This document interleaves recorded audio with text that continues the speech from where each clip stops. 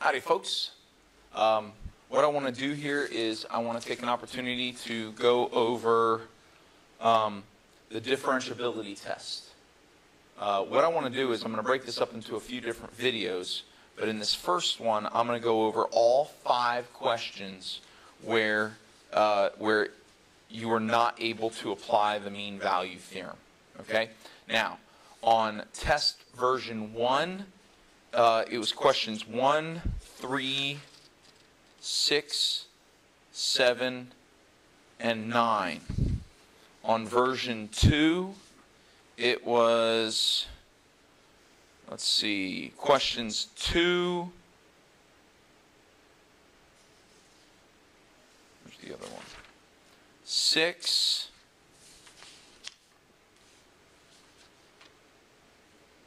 4, 8, and 10 were all the questions that you could not apply the mean value theorem. Okay, so let's start with this. The very first one, question 1 on version 1 and question 2 on version 2. It was a piecewise function. Let's see here. It's a pretty big piecewise function. You got f of x equals negative x to the 4th plus 2x cubed plus 8x squared plus 20x plus 19, where x is less than or equal to 5. And then where x is greater than 5, we've got 2x cubed minus 24x squared minus 160x plus 2344. Now, if you plug this in correctly, if you plug in 5 correctly, then on the top, you're going to get negative 56. Up here, negative 56. And on the bottom here, you get 1194. Now, the only reason that could have messed you up is at the very beginning here, that negative x to the 4th power, if you had plugged 5 in and you thought it was negative 5 to the 4th power, and so you came up with positive 625, then you probably would have wound up with 1194 up top here, and then you would have thought it was continuous. But that negative comes after you raise 5 to the 4th power. So this is actually negative 625, and then you go from there. Okay? So this is a jump discontinuity. Jump discontinuity.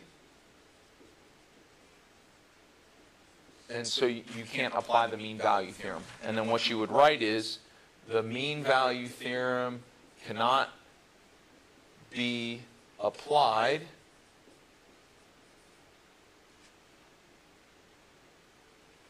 on the interval from 2 to 9 because f of x is not continuous at x equals 5. Not continuous at x equals 5. There you go. All right, so that's the first one. And then you move on. Now I'm going to jump ahead to question 3 on version 1, which is the same thing as question 6 on version 2. Now this one is continuous. We'll see why. We'll see in just a second what's going on with this. We've got on 3 on version 1, 6 on version 2. It's it's called h of x on version 1. Probably something different on version 2, but the functions are the same. We got the square root of negative x plus 3, and then it's plus 2 on the outside, and then we got negative the square root of x minus 3, and then plus 2 on the outside. And now our transition value, we got x less than or equal to 3 or x greater than 3. There we go. Okay? So now, when you plug in 3 here, you get, this becomes 0. Negative 3 plus 3 is 0. Square root of 0 is 0. Plus 2 is 2. So we got 2. Same thing here. 3 minus 3 is 0. Square root of 0 is 0. Negative 0 is 0. Plus 2 is 2. So it's continuous. We're good to go. Now we need to find out if it's differentiable. So we got to do the derivative of this and this. Although you're going to see that we only need to do one of the derivatives. Because when we do the first derivative and plug in, we're going to see that it's not differentiable. So, the derivative of the square root of negative x plus 3 plus 2. Well, the derivative of plus 2 is 0, so we don't have to worry about that at all. We just need the derivative of this. And that's the same thing as, I'm going to rewrite this as negative x plus 3 to the 1/2 power. Now I'm going to apply the chain rule. The derivative of the inside is negative 1. Okay, so we got negative x, the 3 cancels. The derivative of negative x is just negative 1. Negative 1 times the derivative of the outside, inside unchanged. So I'm going to bring the exponent in front. So we have 1/2 times negative x plus 3. And then I'm going to reduce the exponent by 1, or 2 over 2. 1/2 minus 2 over 2 is negative 1/2. Now I'm going to simplify a little bit. Negative 1 times 1/2 is negative 1/2. Okay? 1/2. And then this negative x plus 3 has a negative exponent, which means it goes down into the denominator. So really I have negative x plus 3 to the 1/2 power down here. Now, here's the problem. Now that I have the derivative, when I plug 3 in here, I get negative 3 plus 3. That's 0.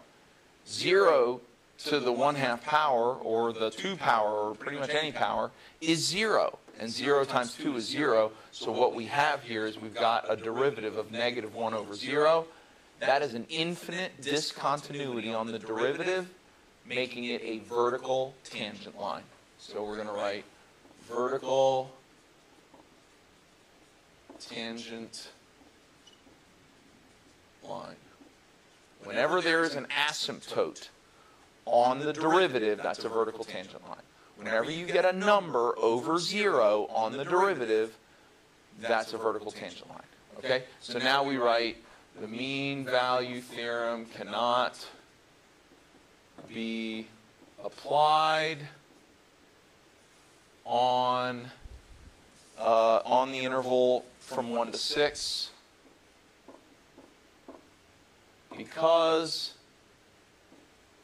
h of x is not differentiable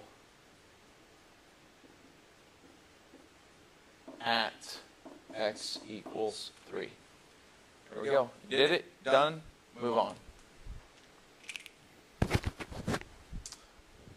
this. Here we go. Okay. Let's go on to the third one. It cannot be, you can't apply the mean value theorem. C. Question number 6 on version 1 is the same as question number 4 on version 2. The reason this one can't be applied is because there is a hole. We've got the function, in this case is r of x. It's m of x on version 2. We've got r of x equals 2x squared minus 13x minus 99 over x squared minus 121. The danger number here is 11. And 11 is on the interval from 9 to 12. If we square 11, 11 squared is 121. 121 minus 121 is 0. Okay, so if we change this to r of 11, put 11 in here. Okay, put 11 in here. Put 11 in here. Okay. Now, 11 squared is 121 times 2 is 242. So this is 242 minus 13 times 11 is 141, leaving 242 minus 141. Write that's not right. Sorry, 143. Yeah, it's 11. 10 times that's 130, 1 times, yeah, 143, sorry. So 242 minus 143 is 99, and then subtract 99 from that, we get another 0. 0 over 0, we have a hole, or a removable discontinuity. Okay? Okay? So you write that, and now you say that the mean value theorem, see 9 to 12, cannot be applied on the interval from 9 to 12 because R of x is not continuous at x equals 11. All right? That's the third one, third discontinuity.